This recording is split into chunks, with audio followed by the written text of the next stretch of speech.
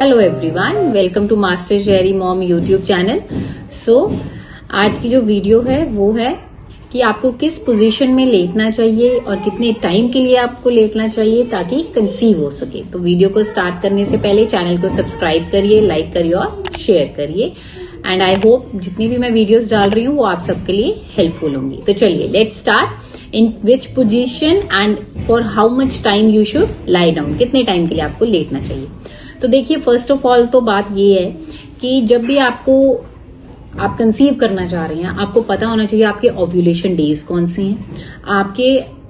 आपको कोई इन्फेक्शन नहीं होना चाहिए आपके वेजाइनल पार्ट में, या फिर वैसे भी कोई प्रॉब्लम ना हो, इसलिए चेकअप होना चाहिए पहले। और जो आपके पार्टनर हैं उनकी जो स्पर्म क्वालिटी है वो भी अच्छी होनी चाहिए, ठीक है। और जो ओव्यूलेशन डेज आपको कैसे पता चलेंगे वो वीडियो मैंने पहले डाली हुई है, उसका लिंक ऊपर आ जाएगा, आप वहां से देख सकते हैं कि आपको कैलकुलेट कर सकते हैं आपके ओव्यूलेशन डेज।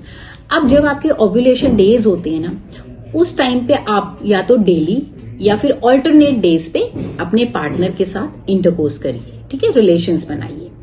अब जब हम रिलेशंस बनाते हैं तो क्या होता है, जो आपके मेल के स्पर्म्स होते हैं वो एंटर करते हैं पहले वेजाइनल एरिया में, उसके बाद वो यूट्रस में एंटर करते हैं और उसके बाद वो जाते हैं ट्यूब्स में, ठीक है। और ये मिलियंस ऑफ स्पर्म्स होते हैं, लेकिन उसमें से मिलियन ऑफ स्पर्म्स जो होते हैं उनमें से कुछ ही स्पर्म्स होते हैं जो अच्छी क्वालिटी के होते हैं, जो अपने आप ऊपर तैर कर जाते हैं ट्यूब्स तक, फेलोपियन ट्यूब्स तक, ठीक है।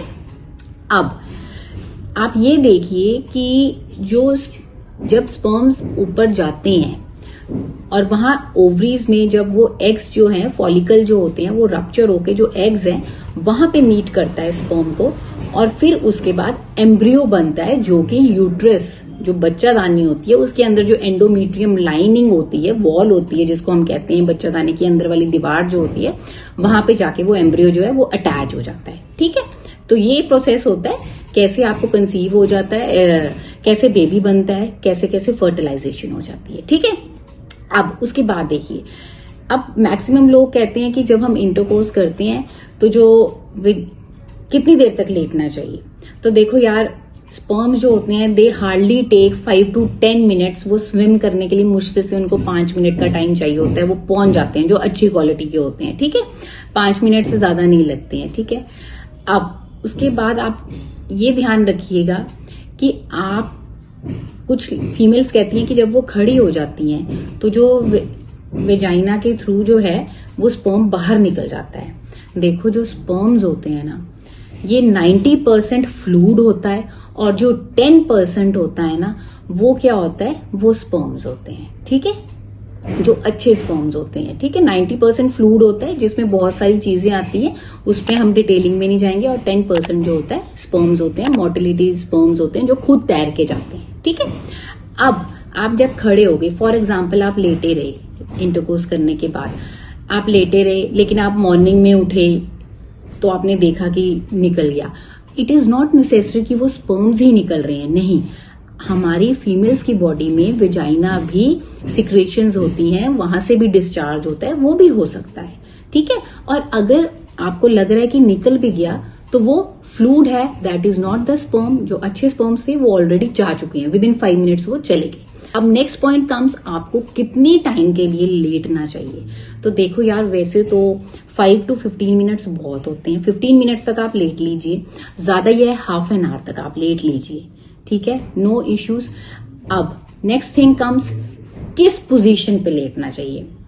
देखो, वैसे तो पोजीशन मैटर नहीं करती, आप नॉर्मल पोजीशन में भी लेटे रहेंगे ना, कोई इश्यू नहीं आएगा, ठीक है। बट अगर फिर भी आपको है तो आप पिल्लो लीजिए, अपने हिप्स के नीचे रख लीजिए हल्का सा, ताकि आपकी जो बॉडी है वो हल्की सी ऐसे उठ जाए ऊपर की तरफ, ठीक है। जो बैक है यहाँ पे पिल्लो रख लीजिए और ऊपर उठा दीजिए हिप एरिया को, ठीक है।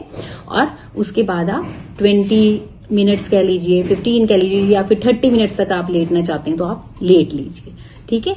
तो ये होगी पोजीशन। कुछ लोग क्या करते हैं, फॉर एग्जाम्पल ये अगर वॉल है तो फीमेल्स क्या करती हैं, जैसे इंटरकोर्स हुआ तो लेग्स ऐसे करके ऐसे लेट जाती हैं, तो इससे कोई फायदा नहीं होगा, क्योंकि जो आपका वेजाइनल एरिया है वो तो वैसे का वैसे ही है, उसकी पोजीशन नहीं चेंज हो रही है, वो उसी पोजीशन में है। ठीक है, तो आप नॉर्मल लेट लीजिए, ज्यादा से ज्यादा पिलो रख लीजिए, मोर देन एनफ है, इससे ज्यादा कुछ करने की जरूरत नहीं है। ठीक है, अब बेस्ट टाइम क्या होता है इंटरकोर्स करने के लिए? ठीक है, तो देखो, अगर तो आप मॉर्निंग में इंटरकोर्स करो तो वो ज्यादा अच्छा होता है, क्योंकि उस टाइम पे स्पर्म्स जो होते हैं वो, उनका जो मोटिलिटी रेट होता है वो थोड़े से अच्छे हो जाते हैं अर्ली मॉर्निंग टाइम में। ठीक है, वैसे नाइट में भी कोई इश्यू नहीं है, रात को कर लीजिए, जब मर्जी करिए, बट मॉर्निंग में कहा जाता है कि उस टाइम पे जो होता है, एक तो स्पर्म्स का काउंट बहुत ज्यादा होता है उस टाइम पे, और वो अच्छे भी ज्यादा होते हैं उस टाइम पे, क्योंकि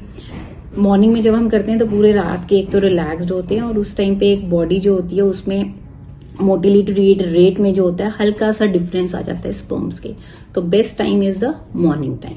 ठीक है, नेक्स्ट थिंग, फीमेल्स को ये ध्यान रखना है कि प्लीज आप कोई भी ऐसी चीज मत यूज करिए ओव्यूलेशन के टाइम पे, जैसे सेंटेड बॉटल्स, परफ्यूम्स के, बॉडी वॉश हो गया, या फिर कुछ भी कह लीजिए, lotions, don't use it, avoid करिए उस टाइम पे इन चीजों को। ठीक है, आप उन 5-10 डेज को यूज मत करो, उसके बाद यूज कर लो।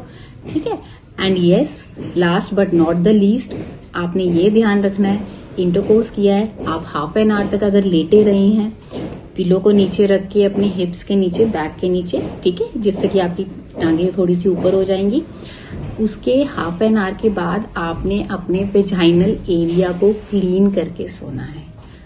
बिना क्लीन किए आप नहीं सोएंगे, क्योंकि इन्फेक्शन का भी डर हो जाता है। ठीक है, कि आप सो गए और वो थोड़ा बहुत अगर निकला भी हो तो वो वैसे का वैसे ही रह जाएगा, तो इट्स बेटर कि हाफ एन आवर के बाद आप उसको वॉश कर लीजिए from front to back. Okay, this is all about the position and आपको कितनी टाइम के लिए लेटना चाहिए। आई होप ये वीडियो आपके लिए यूजफुल रही होगी। मिलते हैं नेक्स्ट वीडियो में, लेकिन जाने से पहले चैनल को सब्सक्राइब कीजिए, लाइक करिए और शेयर करिए। Till then take care, thank you and bye bye.